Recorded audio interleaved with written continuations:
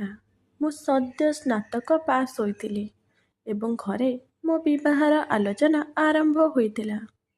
ମୋ ବାପା ତାଙ୍କର ଜଣେ ବନ୍ଧୁଙ୍କୁ କହିଥିଲେ ଯେ ମୋ ଝିଅ ପାଇଁ ଏକ ଉପଯୁକ୍ତ ପୁଅ ଖୋଜିବା ଉଚିତ। ଯେତେବେଳେ ବିବାହର ପ୍ରସଙ୍ଗ ଆସେ ମୁଁ ଅତ୍ୟନ୍ତ ଦୁଃଖିତ ହୋଇଯାଏ। ମୋର ହୃଦୟ ଧଡ଼ ଧଡ଼ କରୁଥାଏ କାରଣ ମୁଁ ଅନ୍ୟ କାହାକୁ ଭଲ ପାଉଥିଲି। ମୁଁ ମୋ କଲେଜ ସମୟରେ ମୁକେଶକୁ ମୋର ହୃଦୟ ଦେଇଥିଲି ଏବଂ ମୁକେଶ ମଧ୍ୟ ମୋତେ ସେତିକି ଭଲ ପାଉଥିଲେ। ଆମେ ଆମର ସ୍ନାତକ ସମାପ୍ତ କରିଥିଲୁ ଏବଂ ଆମେ ଦୁହେଁ ଏକାଠି ଜୀବନ ବିତାଇବାକୁ ଚାହୁଁଥିଲୁ। ମୁକେଶ ପାଠପଢ଼ାରେ ବହୁତ ଭଲ ଥିଲେ ଏବଂ ଏକ ଭଲ ପରିବାରରୁ ଆସିଥିଲେ। କିନ୍ତୁ ମୋ ବାପାଙ୍କର ବହୁତ କଠୋର ସ୍ୱଭାବ ଥିଲା ଏବଂ ସେ ପ୍ରେମ ବିବାହକୁ ସମ୍ପୂର୍ଣ୍ଣ ଭାବରେ ମନା କରୁଥିଲେ। ସେଥିପାଇଁ ମୁଁ ଘରେ ମୁକେଶ ବିଷୟରେ କାହାକୁ କହିପାରିଲି ନାହିଁ। ମୋ ବାପା ମା ଏବଂ ମୋ ଭାଇ ବ୍ୟତୀତ ଘରେ ଆଉ କେହି ନଥିଲେ। ମୋ ଭାଇର ମଧ୍ୟ ଜଣେ ପ୍ରେମିକା ଥିଲା କିନ୍ତୁ ସେ ତାଙ୍କ ପରିବାରର ଜଣେ ଝିଅକୁ ପ୍ରେମ ପାଇଁ ବିବାହ କରିବାକୁ ମନା କରୁଥିଲେ। ଯେତେବେଳେ ସମ୍ପର୍କର ପ୍ରସଙ୍ଗ ଆସେ ମୋର ହୃଦୟ ଭାଙ୍ଗିଯାଏ। ଶେଷରେ ଗୋଟିଏ ଦିନ ମୋ ମା କହିଲେ, ନେହା, ପୁଅର ପରିବାର କାଲି ତୋତେ ଦେଖିବାକୁ ଆସୁଛନ୍ତି। ପୁଅଟିର ସରକାରୀ ଚାକିରି ଅଛି ଏବଂ ସେ ତାଙ୍କ ପରିବାର ସହିତ ଆସିବ। ଏହା ଶୁଣି ମୋ ପାଦ ତଳୁ ମାଟି ଖସିଗଲା। ମୁଁ ତୁରନ୍ତ ମୁକେଶକୁ ଫୋନ୍ କରି ସବୁ କଥା କହିଲି। ସେ ମଧ୍ୟ ବିବ୍ରତ ହୋଇଗଲେ। ସେ କହିଲେ ଯେ ଆବଶ୍ୟକ ହେଲେ ଆମେ ପଳାଇ ଯାଇ ବିବାହ କରିବା। କିନ୍ତୁ ମୁଁ ସିଧା ମନା କରିଦେଲି କାରଣ ମୁଁ ମୋ ବାପା ମାଙ୍କ ପ୍ରତିଷ୍ଠାକୁ କ୍ଷୁଣ୍ଣ କରିବାକୁ ଚାହୁଁନଥିଲି। ପରଦିନ ପୁଅର ପରିବାର ଆସିଲେ। ଜଳଖିଆ ପରେ ମୋତେ ଟେରାସ୍ରେ ପୁଅ ସହିତ କଥା ହେବା ପାଇଁ ପଠାଗଲା ଏବଂ ସେ ପାଠପଢ଼ା ଏବଂ ଚାକିରି ବିଷୟରେ କଥାବାର୍ତ୍ତା କରି ଚାଲିଲେ। ତାପରେ ମୁଁ ସାହସ ସଂଗ୍ରହ କରି ତାଙ୍କୁ ସତ୍ୟ କହିଲି, ମୁଁ ଅନ୍ୟ କାହାକୁ ଭଲ ପାଉଛି। ସେ ଆଶ୍ଚର୍ଯ୍ୟ ହୋଇ ମୋତେ ଚାହିଁଲେ ଏବଂ ପଚାରିଲେ, ଯଦି ଏହା ସତ ତେବେ ଆମକୁ କାହିଁକି ନିମନ୍ତ୍ରଣ କରାଯାଇଥିଲା? ମୁଁ କହିଲି, ମୁଁ ମୋ ବାପାଙ୍କୁ ବୁଝାଇ ପାରିବି ନାହିଁ। ଯଦି ତୁମେ ମନା କର ତେବେ ଏହା ମୋତେ ସାହାଯ୍ୟ କରିବ। ସେ ବୁଝିପାରୁଥିଲେ। ସେ ତଳକୁ ଯାଇ କହିଲେ ଯେ ସେ ଏହି ସମ୍ପର୍କକୁ ପସନ୍ଦ କରନ୍ତି ନାହିଁ। ଘରେ କିଛି ଅସନ୍ତୋଷ ଥିଲା। ମୋ ବାପା ବହୁତ ରାଗିଥିଲେ କିନ୍ତୁ କଥା ସେଠାରେ ଶେଷ ହୋଇଗଲା। କିଛି ଦିନ ପରେ ଆମର ଜଣେ ଦୂର ସମ୍ପର୍କୀୟ ଘରକୁ ଆସିଲେ।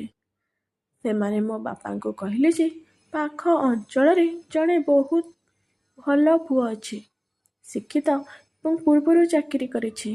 ମୋ ବାପା ତାଙ୍କ ସହିତ ତାଙ୍କୁ ଦେଖା କରିବାକୁ ଯାଇଥିଲେ। ସେହିଦିନ ମୁକେଶ ଫୋନ୍ କରିଥିଲେ। ସେ ବହୁତ ଖୁସି ଥିଲେ। ସେ କହିଲେ, ମୁଁ ସେହି ପୁଅ ଯାହାକୁ ତୁମ ବାପା ଦେଖିବାକୁ ଆସିଥିଲେ। ପ୍ରଥମେ ମୁଁ ବିଶ୍ୱାସ କରିନଥିଲି। ତାପରେ ସେ ମୋତେ କହିଲେ ଯେ ଆମ ଘରକୁ ଆସିଥିବା ସମ୍ପର୍କୀୟ ତାଙ୍କ ମାମୁଙ୍କ ପରିଚିତ ଥିଲେ ଏବଂ ସେ ପ୍ରସ୍ତାବ ଆଣିଥିଲେ। ବାପା ସନ୍ଧ୍ୟାରେ ଫେରି ଆସିଲେ ଏବଂ କହିଲେ ଯେ ପୁଅଟି ବହୁତ ଭଲ ଥିଲା ଏବଂ ସେମାନେ ପର ସପ୍ତାହରେ ନେହାଙ୍କୁ ଦେଖିବାକୁ ଆସିବେ। ଏହା ଶୁଣି ମୁଁ ଆଶ୍ୱସ୍ତି ଅନୁଭବ କଲି। ଗୋଟିଏ ସପ୍ତାହ ପରେ ମୁକେଶ ତାଙ୍କ ପରିବାର ସହିତ ପହଞ୍ଚିଲେ। ସମସ୍ତେ ମୋତେ ପସନ୍ଦ କଲେ ଏବଂ ଆମର ସମ୍ପର୍କ ଚୂଡ଼ାନ୍ତ ହେଲା। ଆମେ ଶୀଘ୍ର ନିର୍ବନ୍ଧ କରିଦେଲୁ ଏବଂ ତାପରେ ବିବାହ ତାରିଖ ମଧ୍ୟ ସ୍ଥିର ହୋଇଗଲା। ବିବାହ ଦିନ ଆମେ ଆଉ ଏକ ଖୁସି ଖବର ପାଇଲୁ। ମୁକେଶ ମଧ୍ୟ ଏକ ସରକାରୀ ଚାକିରି ପାଇଥିଲେ। ଘରେ ଆନନ୍ଦର ପରିବେଶ ଥିଲା। ମୋର ବିବାହ ଏକ ମହାନ ଘଟଣା ଥିଲା। ବିଦାୟ ସମୟରେ ମୋ ଆଖିରେ ଲୁହ ଥିଲା କିନ୍ତୁ ମୋ ହୃଦୟରେ ଏକ ଶାନ୍ତିର ଭାବନା ମଧ୍ୟ ଥିଲା ଯେ ମୁଁ ମୋ ଜୀବନର ପ୍ରେମ ସହିତ ବିଦାୟ ନେଉଛି। ମୋ ଶ୍ୱଶୁର ଘରେ ପହଞ୍ଚିବା ପରେ ସମସ୍ତେ ମୋତେ ପ୍ରେମରେ ସ୍ୱାଗତ କଲେ। ମୋ ଶାଶୁ ମୋତେ ଝିଅ ପରି ଆଲିଙ୍ଗନ କଲେ। ମୋ ଶ୍ୱଶୁର ମୋତେ ଆଶୀର୍ବାଦ କଲେ। ମୋ ବଡ଼ ଯା ହସି ହସି ମୋ ହାତ ଧରି ଭିତରକୁ ନେଇଗଲେ। ମୋ ଯା ମଧ୍ୟ ଅତି ସ୍ନେହରେ ବର୍ଷା କଲେ। ମୁଁ ଅନୁଭବ କଲି ଯେପରି ମୁଁ ପ୍ରକୃତରେ ଏକ ସୁନ୍ଦର ପରିବାର ପାଇଲି। ଯେତେବେଳେ ମୁଁ ସେହି ରାତିରେ ମୋ ରୁମ୍କୁ ଗଲି। ମୋର ହୃଦୟ ଧଡ଼ ଧଡ଼ କରୁଥିଲା। କିଛି ସମୟ ପରେ ମୁକେଶ ଭିତରକୁ ଆସିଲେ ଏବଂ ଆମେ ଦୁହେଁ ପରସ୍ପରକୁ ଦେଖି ହସିଲୁ।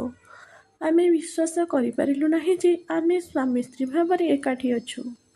ଆମେ ଆମର ପୁରୁଣା ଦିନଗୁଡ଼ିକୁ ମନେ ପକାଇଲୁ ଏବଂ ବହୁତ ସମୟ ଧରି କଥା ହେଲୁ।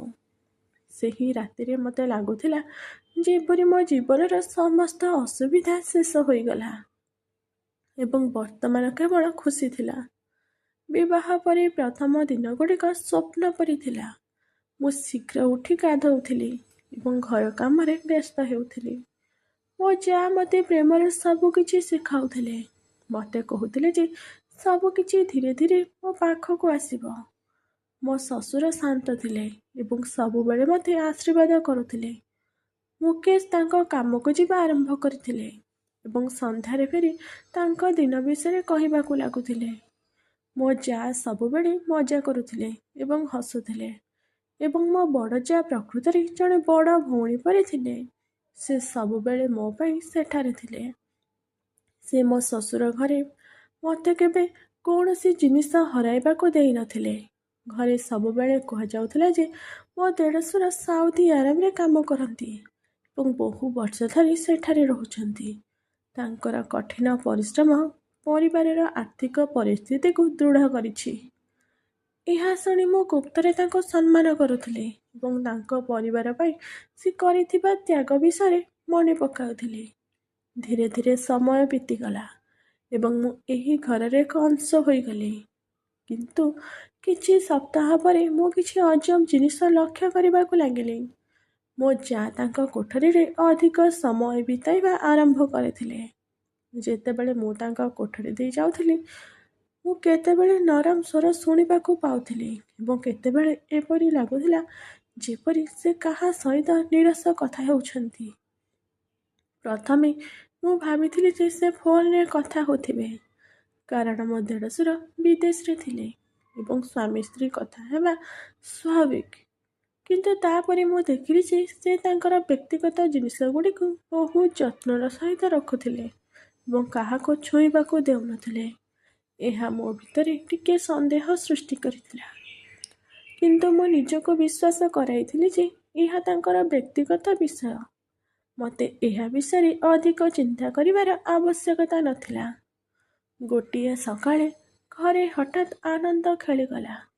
ମୋ ଶାଶୁ ମିଠା ବାଣ୍ଟୁଥିଲେ ଏବଂ ମୋ ଶ୍ୱଶୁରଙ୍କ ମୁହଁରେ ଏକ ସ୍ପଷ୍ଟ ଚମକ ଥିଲା। ମୁଁ ପଚାରିବା ମାତ୍ରେ ମୋ ଶାଶୁ ହସି କହିଲେ, ନେହା, ତୁମର ବଡ଼ ଯାଆ ମା ହେବାକୁ ଯାଉଛନ୍ତି। ଏହା ଶୁଣି କ୍ଷଣିକ ପାଇଁ ଆଶ୍ଚର୍ଯ୍ୟ ହୋଇଗଲି। ସମସ୍ତଙ୍କ କହିବା ଅନୁସାରେ ମୋ ଦେଢ଼ଶୁର ବିଦେଶରେ ଥିଲେ। ମୋ ମନରେ ଅନେକ ପ୍ରଶ୍ନ ଉଠୁଥିଲା। ସେମାନେ ଏଣେତେଣେ ବୁଲିବାକୁ ଲାଗିଲେ, କିନ୍ତୁ ମୁଁ ତୁରନ୍ତ ଆସି ମୋ ଯାଆଙ୍କୁ ଅଭିନନ୍ଦନ ଜଣାଇଲି।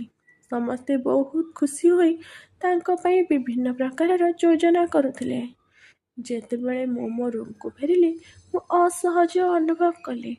ମୁଁ ଭାବିଲି ଯେ ମୁଁ ଏହା ବିଷୟରେ ଅଧିକ ଚିନ୍ତା କରୁଛି ନା ପ୍ରକୃତରେ କିଛି ଘଟୁଛି। ମୁଁ ସେହିଦିନ ସନ୍ଧ୍ୟାରେ ମୁକେଶଙ୍କ ସହିତ କଥା ହେବାକୁ ଚେଷ୍ଟା କଲି ଏବଂ ତାଙ୍କୁ କହିଲି ଯେ ତୁମ ଭାଇ ବିଦେଶରେ ଅଛନ୍ତି। ତାପରେ ଏସବୁ କିପରି ହେଲା? ମୁକେଶ ମୋର କଥାକୁ ହାଲୁକା ଭାବରେ ନେଇ କହିଲେ, ତୁମେ ସବୁକିଛି ଉପରେ ସନ୍ଦେହ କରିବା ଉଚିତ ନୁହଁ ଏବଂ ମୋତେ ବିଶ୍ରାମ ନେବାକୁ ଦିଅ। ତାଙ୍କର ଉତ୍ତର ମୋର ଦ୍ୱନ୍ଦ୍ୱକୁ ଆହୁରି ବଢ଼ାଇଦେଲା। ମୋର ସନ୍ଦେହ ଧୀରେ ଧୀରେ ବଢ଼ିବାକୁ ଲାଗିଲା। ମୁଁ ଚାହିଁଲେ ମଧ୍ୟ ଏହି ବିଷୟକୁ ମୋ ମନରୁ ବାହାର କରିପାରିଲି ନାହିଁ। ପରବର୍ତ୍ତୀ କିଛି ଦିନ ମଧ୍ୟରେ ମୁଁ ଦେଖିଲି ଯେ ମୋ ବଡ଼ ଯାଆ ସବୁବେଳେ ତାଙ୍କ ରୁମ୍କୁ ଖାଦ୍ୟ ନେଇ ଯାଆନ୍ତି ଏବଂ ଅଧିକ ପ୍ଲେଟ୍ ଅର୍ଡ଼ର କରନ୍ତି। ପ୍ରଥମେ ମୁଁ ଭାବିଲି ଯେ ଏହା ଗର୍ଭାବସ୍ଥାରେ ଅଧିକ ଭୋକ ଅନୁଭବ କରୁଥିବାରୁ ହୋଇଥାଇପାରେ, କିନ୍ତୁ ପ୍ରଶ୍ନଗୁଡ଼ିକ ତଥାପି ଜାରି ରହିଲା। ମୁଁ ନିଜ ସହିତ ଯୁକ୍ତି କରିବାକୁ ଚେଷ୍ଟା କଲି, କିନ୍ତୁ ସମାନ ଚିନ୍ତା ଫେରି ଆସିଲା। ମୁଁ ଅନୁଭବ କରିବାକୁ ଲାଗିଲି ଯେ ଏହି ଘରେ ମୋଠାରୁ କିଛି ଲୁଚାଇ ରଖାଯାଇଛି ଏବଂ ଏହି ଚିନ୍ତା ମୋତେ ରାତିରେ ନିଦ ହଜାଇ ଦେଉଥିଲା। ମୁଁ ଅନୁଭବ କରିବାକୁ ଲାଗିଲି ଯେ ମୋ ନୂତନ ଜୀବନର ଆନନ୍ଦ ମଧ୍ୟରେ ଏକ ଅଜଣା ରହସ୍ୟ ଅଛି, ଯାହା ଧୀରେ ଧୀରେ ପ୍ରକାଶ ପାଉଛି। ମୋର ସନ୍ଦେହ ଧୀରେ ଧୀରେ ଚିନ୍ତାରେ ପରିଣତ ହେଉଥିଲା। ମୁଁ ନିଜକୁ ବୁଝାଇବାକୁ ବହୁତ ଚେଷ୍ଟା କଲି ଯେ ହୁଏତ ମୁଁ କେବଳ ପ୍ରସଙ୍ଗ ବାହାରେ କଥା ଭାବୁଥିଲି, କିନ୍ତୁ ପ୍ରତିଦିନ କିଛି ଏପରି ଘଟିବ ଯାହା ମୋର ପ୍ରଶ୍ନ ପୁଣି ଥରେ ଉଠାଇବ। ପୂର୍ବରୁ ମୋ ଯାଆ ମୋ ସହିତ ହସୁଥିଲେ ଏବଂ ମୋ ସହିତ କଥା ହେଉଥିଲେ, କିନ୍ତୁ ଏବେ ସେ ତାଙ୍କ କୋଠରୀରେ ଅଧିକ ସମୟ ବିତାଇବା ଆରମ୍ଭ କରିଥିଲେ। ଯେତେବେଳେ ମୁଁ ହଠାତ୍ ତାଙ୍କ କୋଠରୀ ପାଖକୁ ଯାଉଥିଲି, ଦ୍ୱାର ଭିତରୁ ବନ୍ଦ ହୋଇଯାଉଥିଲା ଏବଂ ଶବ୍ଦଗୁଡ଼ିକ ହଠାତ୍ ନୀରବ ହୋଇଯାଉଥିଲା। ମୋତେ ଲାଗୁଥିଲା ଯେପରି ମୋ ପାଦ ଶବ୍ଦରେ ସବୁ କିଛି ବନ୍ଦ ହୋଇଗଲା। ମୁଁ ପ୍ରାୟତଃ ନିଜ ଉପରେ ବିରକ୍ତ ଅନୁଭବ କରୁଥିଲି। ଭାବୁଥିଲି ଯେ ମୁଁ ଏତେ ସନ୍ଦେହ କରୁଛି କାହିଁକି? କିନ୍ତୁ ତାପରେ ମୋ ପାଖକୁ ସମାନ କଥା ଫେରି ଆସୁଥିଲା। ମୋ ଦେଢ଼ଶୁର ବିଦେଶରେ ଥିଲେ। ଯେତେବେଳେ ସମସ୍ତେ ଘରେ ଉତ୍ସବ ପାଳନ କରୁଥିଲେ, ଗୋଟିଏ ସନ୍ଧ୍ୟାରେ ମୁଁ ମୋ ଯାଆଙ୍କୁ ରୋଷେଇ ଘରୁ ଖାଦ୍ୟ ନେଇ ଯାଉଥିବାର ଦେଖିଲି ଏବଂ ପ୍ଲେଟ୍ରେ ସାଧାରଣ ଅପେକ୍ଷା ଅଧିକ ଖାଦ୍ୟ ଥିଲା। ମୁଁ ସାମାନ୍ୟ ହସି ପଚାରିଲି, ଦିଦି, ଆଜି ତୁମେ ଏତେ ଭୋକ ଅନୁଭବ କରୁଛ? ସେ ଟିକେ ନର୍ଭସ୍ ହୋଇ କହିଲେ, ହଁ, ଡାକ୍ତର କହିଛନ୍ତି ମୁଁ ଅଧିକ ଖାଦ୍ୟ ଖାଇବା ଉଚିତ। ତାଙ୍କ ଉତ୍ତର ମୋତେ ଚୁପ୍ କରାଇଦେଲା। ମୋର ପ୍ରଶ୍ନ ଆହୁରି ଗଭୀର ହୋଇଗଲା। ସେହି ରାତିରେ ଯେତେବେଳେ ସମସ୍ତେ ଶୋଇପଡ଼ିଥିଲେ, ମୁଁ ପାଣି ପିଇବା ବାହାନାରେ ବାହାରକୁ ଗଲି।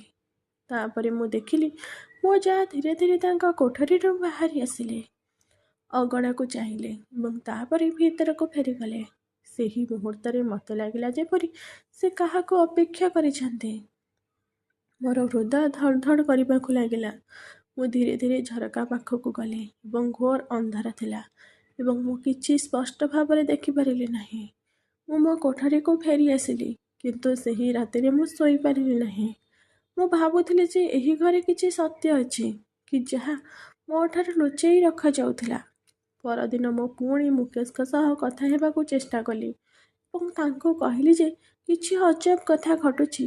ସେ କହିଲେ, ନେହା, ସବୁକିଛିକୁ ନକାରାତ୍ମକ ଦୃଷ୍ଟିକୋଣରେ ଦେଖ ନାହିଁ। ଏହା ପରିବାରର ସମ୍ମାନର କଥା। ତାଙ୍କ କଥା ମୋ ହୃଦୟକୁ ବିଦ୍ଧ କଲା। ମୋତେ ଲାଗିଲା ଯେପରି ମୋର କଥା ମୂଲ୍ୟହୀନ। ମୁଁ ଏବେ ଭୟ ଏବଂ କ୍ରୋଧରେ ପୂର୍ଣ୍ଣ ହୋଇଗଲି। ମୁଁ ଚାହୁଁଥିଲି ଯେ ସତ୍ୟ ବାହାରକୁ ଆସିବ। ଯାହା ହେଉ, ଗୋଟିଏ ରାତିରେ ମୁଁ ସାହସ ସଂଗ୍ରହ କରି ନିଷ୍ପତ୍ତି ନେଇଥିଲି ଯେ ମୁଁ ସତ୍ୟ ଖୋଜିବି। ସମସ୍ତେ ଶୋଇବା ପରେ ମୁଁ ଚୁପଚାପ ବାହାରକୁ ଆସି ମୋ ଯାଆଙ୍କ କୋଠରୀ ଆଡ଼କୁ ଗଲି। ଦ୍ୱାର ପାଖକୁ ପହଞ୍ଚିବା ପରେ ମୁଁ ଭିତରେ ଏକ କ୍ଷୀଣ ଆଲୋକ ଏବଂ ନରମ ପାଦ ଶବ୍ଦ ଶୁଣିଲି। ମୋର ହୃଦୟ ଏତେ ଦ୍ରୁତ ଗତିରେ ଧଡ଼କୁଥିଲା ଯେ ମୁଁ ଭାବିଲି ଶବ୍ଦ ବାହାରକୁ ଶୁଣାଯାଇପାରିବ। ମୁଁ ସେଠାରେ କିଛି ମୁହୂର୍ତ୍ତ ପାଇଁ ଠିଆ ହୋଇଥିଲି, ତାପରେ ପଛକୁ ଫେରିଗଲି, କାରଣ ମୁଁ ବହୁତ ଭୟଭୀତ ଥିଲି। କିନ୍ତୁ ଏବେ ମୁଁ ନିଶ୍ଚିତ ହୋଇଗଲି ଯେ ମୋ ଠାରୁ କିଛି ଲୁଚାଇ ରଖାଯାଇଛି। ମୁଁ ପ୍ରତିଦିନ ଅଧିକରୁ ଅଧିକ ଅସ୍ଥିର ହେବାକୁ ଲାଗିଲି। ମୁଁ ଅନୁଭବ କରିବାକୁ ଲାଗିଲି ଯେ ଯଦି ମୁଁ ସତ୍ୟ ଖୋଜି ନ ପାଏ, ତେବେ ମୁଁ କେବେ ନିଜକୁ କ୍ଷମା କରି ନ ପାରିବି। ଏବଂ ସେହି ଚିନ୍ତାଧାରା ମନରେ ରଖି ମୁଁ ସତ୍ୟକୁ ପ୍ରକାଶ କରିବାକୁ ସଂକଳ୍ପ ନେଇଥିଲି। ଯାହା ହେଉନା କାହିଁକି, ଯଦିଓ ଏହାର ଅର୍ଥ ସମଗ୍ର ପରିବାରକୁ ସାମ୍ନା କରିବାକୁ ପଡ଼ିଥାଏ। ମୁଁ ଜାଣିନଥିଲି ଯେ ମୁଁ ଭୁଲ ବୁଝିଥିବା ସତ୍ୟ ମୁଁ ଯାହା କଳ୍ପନା କରିଥିଲି ତାହାଠାରୁ ଭିନ୍ନ ହେବ ଏବଂ ଏହି ମୁହୂର୍ତ୍ତ ମୋ ଜୀବନର ସବୁଠାରୁ ବଡ଼ ମୋଡ଼ ହେବ। ସେହି ରାତି ପରେ ମୋର ଭୟ ଏବଂ ସନ୍ଦେହ ଶୀର୍ଷରେ ପହଞ୍ଚିଥିଲା। ମୁଁ ପ୍ରତ୍ୟେକ ଛୋଟ ଛୋଟ ଜିନିଷରେ ଏକ ରହସ୍ୟ ଦେଖିବାକୁ ଆରମ୍ଭ କଲି। ପରଦିନ ଘରର ପରିବେଶ ସ୍ୱାଭାବିକ ଥିଲା। ମୋ ଶାଶୁ ପ୍ରାର୍ଥନାରେ ବ୍ୟସ୍ତ ଥିଲେ, ମୋ ସ୍ୱାମୀ ଶୋଇଥିଲେ ଏବଂ ମୋ ଯାଆ ତାଙ୍କ କୋଠରୀରେ ଥିଲେ, କିନ୍ତୁ ମୋ ଭିତରେ ଏକ ଝଡ଼ ଉଠୁଥିଲା। ମୁଁ ଭାବୁଥିଲି, ଯଦି ପ୍ରକୃତରେ କିଛି ଭୁଲ ଘଟୁଛି, ତେବେ ମୁଁ ଚୁପ୍ ରହିବା ଉଚିତ କି? ମୁଁ ଏହି ଘରର ବୋହୂ ଭାବରେ କେବଳ ଆଖି ବନ୍ଦ କରିଦେବି। ଶେଷରେ ମୋର ଧୈର୍ଯ୍ୟ ଭାଙ୍ଗିଗଲା। ସେହି ସନ୍ଧ୍ୟାରେ ଯେତେବେଳେ ସମସ୍ତେ ଅଗଣାରେ ବସିଥିଲେ, ମୁଁ ହଠାତ୍ ସମସ୍ତଙ୍କ ନିକଟରେ ସ୍ୱୀକାର କଲି ଯେ ମୁଁ କିଛି ବୁଝିପାରୁନାହିଁ ଏବଂ ମୁଁ ସତ୍ୟ ଜାଣିବାକୁ ଚାହୁଁଛି। ମୋର ସ୍ୱର ଥରି ଉଠୁଥିଲା, କିନ୍ତୁ ମୁଁ ଜିଦ୍ ଧରି ବସିଲି। ସମସ୍ତେ ଆଶ୍ଚର୍ଯ୍ୟ ହୋଇ ମୋ ଆଡ଼କୁ ଚାହିଁଲେ। ମୋ ଶାଶୁ ମୋତେ ଶାନ୍ତ ରହିବାକୁ କହିଲେ, କିନ୍ତୁ ମୁଁ ଉତ୍ତର ଦେଲି, ମୋ ଦେଢ଼ଶୁର ବିଦେଶରେ ଅଛନ୍ତି। ଏହା କିପରି ହୋଇପାରେ? ମୁଁ ଏହା କହିବା ମାତ୍ରେ ପରିବେଶ ଭାରୀ ହୋଇଗଲା। ମୋ ଯାଆଙ୍କ ଆଖି ଲୁହରେ ଭରିଗଲା। ମୋ ଶ୍ୱଶୁର ଠିଆ ହେଲେ ଏବଂ ଠିକ୍ ସେହି ସମୟରେ ମୁକେଶ ବାହାରକୁ ଆସିଲେ। ସେ ସମସ୍ତଙ୍କୁ ନୀରବ ରହିବାକୁ ଇଙ୍ଗିତ କଲେ ଏବଂ ମୋ ଆଡ଼କୁ ଚାହିଁ କହିଲେ, ଯଦି ତୁମେ ସତ୍ୟ ଜାଣିବାକୁ ଚାହୁଁଛ ତେବେ ଆଜି ସବୁ କିଛି ଜାଣ। ତାଙ୍କ କଥାରେ ଗମ୍ଭୀରତା ଥିଲା। ସେ ଧୀରେ ଧୀରେ କହିଲେ ଯେ ତାଙ୍କର କୌଣସି ଭାଇ ବିଦେଶରେ ନାହାନ୍ତି। ଏହା ଶୁଣି ମୁଁ ଯେପରି ପଥରରେ ଜମାଟ ବାନ୍ଧି ହୋଇଗଲି। ସେ ଆହୁରି ବୁଝାଇଲେ ଯେ କିଛି ମାସ ପୂର୍ବରୁ ମୋ ଭାଇର କିଛି ଲୋକଙ୍କ ସହିତ ଝଗଡ଼ା ହୋଇଥିଲା। ସେହି ଝଗଡ଼ାରେ ପ୍ରକୃତରେ ଅନ୍ୟ କେହି ଦୋଷୀ ଥିଲେ, କିନ୍ତୁ ତାଙ୍କୁ ଦୋଷ ଦିଆଯାଇ ନ ମାମଲା ପୋଲିସ ପାଖରେ ପହଞ୍ଚିଲା ଏବଂ ଯେ ପର୍ଯ୍ୟନ୍ତ ସତ୍ୟ ବାହାରି ନ ଆସିବ ପୋଲିସ ସାକ୍ଷୀରେ ଭାଇ ଦାୟୀ ରହିବ। ସେ ଫସି ଯାଇଥାନ୍ତେ। ତାଙ୍କୁ କିଛି ସମୟ ପାଇଁ ଲୁଚି ରହିବାକୁ ପଡ଼ିଲା। ତେଣୁ ସମଗ୍ର ପଡ଼ୋଶୀକୁ କୁହାଗଲା ଯେ ସେ ବିଦେଶ ଚାଲି ଯାଇଛନ୍ତି। ଠିକ୍ ସେତିକି ବେଳେ ଭିତରେ କୋଠରୀର ଦ୍ୱାର ଖୋଲିଲା ଏବଂ ମୋ ଦେଢ଼ଶୁର ଆସିଲେ। ମୁଁ ତାଙ୍କୁ ଦେଖି ଆଶ୍ଚର୍ଯ୍ୟ ହୋଇଗଲି। ମୋ ଶାଶୁଙ୍କ ଆଖି ଲୁହରେ ଭରିଗଲା। ସେ କହିଲେ, ଆମେ ଏହି କଥା ଗୁପ୍ତ ରଖିଥିଲୁ, କାରଣ ଘଟଣା ଶାନ୍ତ ନ ହେବା ପର୍ଯ୍ୟନ୍ତ କାହାକୁ କହିବା ନିରାପଦ ନଥିଲା ଏବଂ ତୁମେ ନୂତନ ବିବାହ କରି ଆସିଛ। ଆମେ ଚାହୁଁନଥିଲୁ ଯେ ତୁମେ ଭୟଭୀତ ହୁଅ କିମ୍ବା ଲଜ୍ଜିତ ହୁଅ। ତାପରେ ମୋ ଯାଆ କାନ୍ଦି କାନ୍ଦି କହିଲେ, ମୁଁ ମୋ ସ୍ୱାମୀଙ୍କ ସହିତ ଏହି ଘରେ ରହୁଥିଲି, ଦୁନିଆର ଆଖିରୁ ଦୂରରେ, ଏବଂ ଖୁସି ଖବର ସବୁ ତାଙ୍କର। ମୁଁ ଶବ୍ଦହରା ହୋଇ ଭୂମି ଆଡ଼କୁ ଚାହିଁ ରହିଲି। ମୁଁ ବୁଝିପାରିଲି ଯେ ଅସମ୍ପୂର୍ଣ୍ଣ ସୂଚନା ଉପରେ ଆଧାର କରି ମୁଁ କେତେ ଗମ୍ଭୀର ଅଭିଯୋଗ ଆଣିଛି। ମୁଁ ସମସ୍ତଙ୍କ ଆଗରେ ଅବିଚାରିତ ଭାବରେ ପ୍ରଶ୍ନ ଉଠାଇଥିଲି। ଥରୁଥିବା ହାତ ସହିତ ମୁଁ ମୋ ଯାଆଙ୍କ ଆଗରେ ହାତ ଯୋଡ଼ି କହିଲି, ଦୟାକରି ମୋତେ କ୍ଷମା କରନ୍ତୁ। ମୁଁ ତୁମକୁ ଭୁଲ ବୁଝିଥିଲି। ମୋ ଦେଢ଼ଶୁର ମଧ୍ୟ କହିଲେ, ତୁମର ଦୋଷ ନଥିଲା। ପରିସ୍ଥିତି ଏପରି ଥିଲା ଯେ ସନ୍ଦେହ କରିବା ସ୍ୱାଭାବିକ ଥିଲା। ମୋ ଶ୍ୱଶୁର ଏକ ଦୀର୍ଘ ନିଶ୍ୱାସ ନେଇ କହିଲେ ଯେ ପରିବାର ବିଶ୍ୱାସ ଉପରେ ଚାଲିଥାଏ ଏବଂ କେତେକ ସମୟରେ ସତ୍ୟ କେବଳ ସମୟ ଆସିଲେ ପ୍ରକାଶ ପାଇପାରେ। ଏବଂ ମୁଁ ମୋର ଶୀଘ୍ରତା ପାଇଁ ଗଭୀର ଭାବରେ ଅନୁତାପ କଲି। ମୋତେ ଲାଗିଲା ଯେପରି ମୁଁ ମୋ ନିଜ ଘରର ମୂଳଦୁଆକୁ ଦୋହଲାଇ ଦେଇଛି। କିନ୍ତୁ ପରିବାରର ମୂଲ୍ୟବୋଧ ଏପରି ଥିଲା ଯେ କେହି ମୋତେ କଠୋର ଶବ୍ଦ କହିଲେ ନାହିଁ। ସମସ୍ତେ ମୋତେ ସାନ୍ତ୍ୱନା ଦେଲେ ଏବଂ ଆଲିଙ୍ଗନ କଲେ।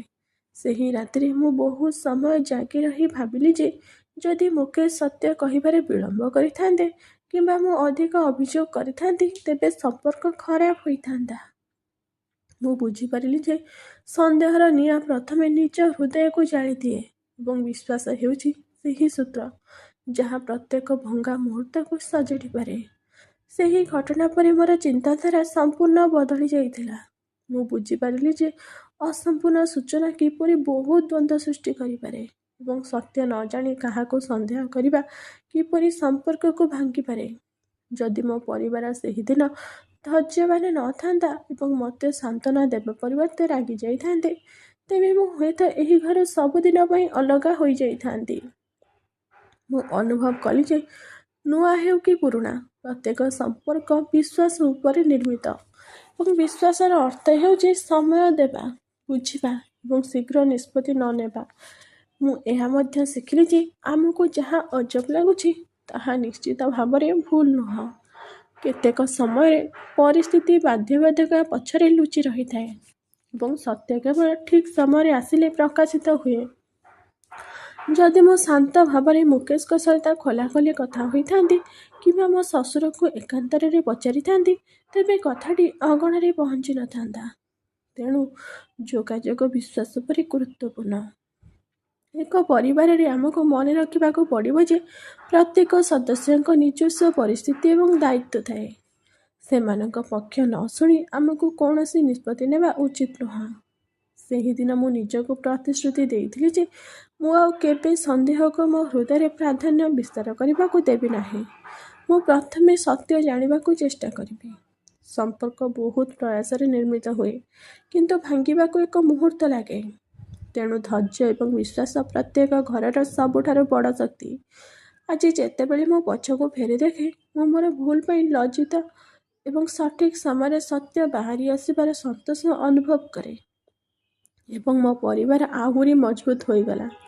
ମୋ କାହାଣୀର ସବୁଠାରୁ ବଡ଼ ଶିକ୍ଷା ହେଉଛି ସମ୍ପୂର୍ଣ୍ଣ କାହାଣୀ ନ ଜାଣି କେବେ ବି କାହାକୁ ଦୋଷାରୋପ କରିବା ନାହିଁ, କାରଣ ସତ୍ୟ ସବୁବେଳେ ଆମେ ଯାହା ଚିନ୍ତା କରୁ ତାହାଠାରୁ ଭିନ୍ନ ଏବଂ ବିଶ୍ୱାସ ହେଉଛି ଆଲୋକ ଯାହା ସମସ୍ତ ଅନ୍ଧକାରକୁ ଦୂର କରିପାରେ। ବନ୍ଧୁଗଣ, ଆପଣଙ୍କୁ ଏହି କାହାଣୀଟି କିପରି ଲାଗିଲା ଦୟାକରି ଆମକୁ ମନ୍ତବ୍ୟରେ ଜଣାନ୍ତୁ।